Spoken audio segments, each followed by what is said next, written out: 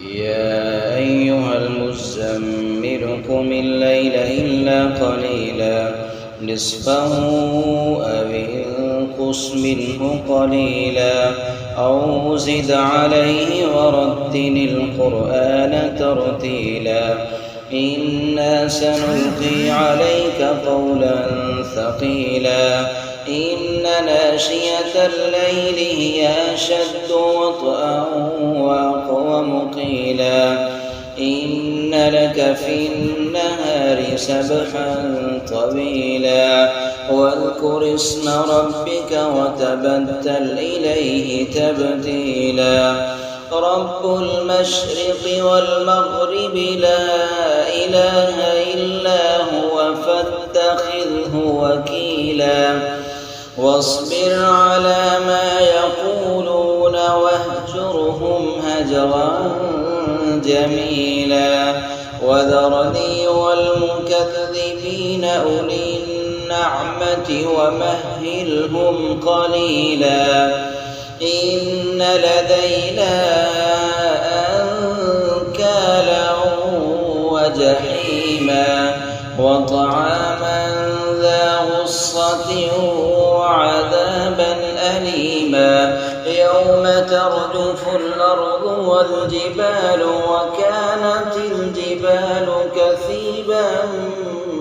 مهيلا إنا أرسلنا إليكم رسولا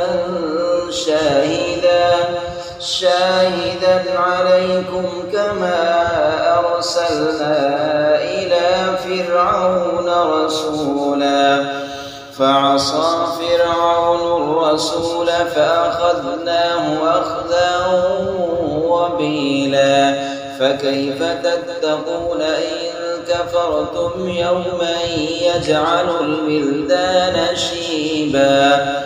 السماء منفطر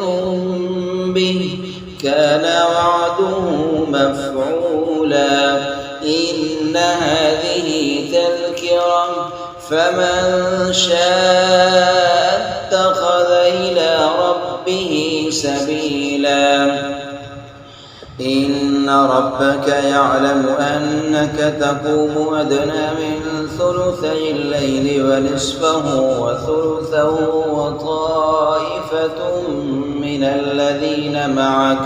والله يقدر الليل والنهار علم أن لن تحصوا فتاب عليكم فاقرؤوا ما تيسر من القرآن علم أن سيكون منكم مرضى وآخرون يضربون في الأرض يبتغون من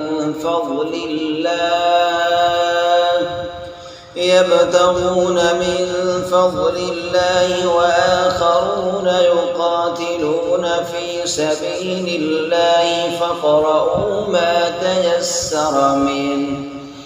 فاقرؤوا ما تيسر منه وأقيموا الصلاة وآتوا الزكاة وأقرضوا الله قرضا حسنا وما تقدموا لأنفسكم من خير تجدوه عند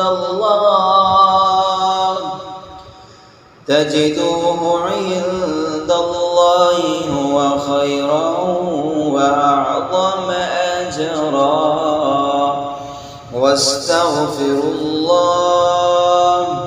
إن الله غفور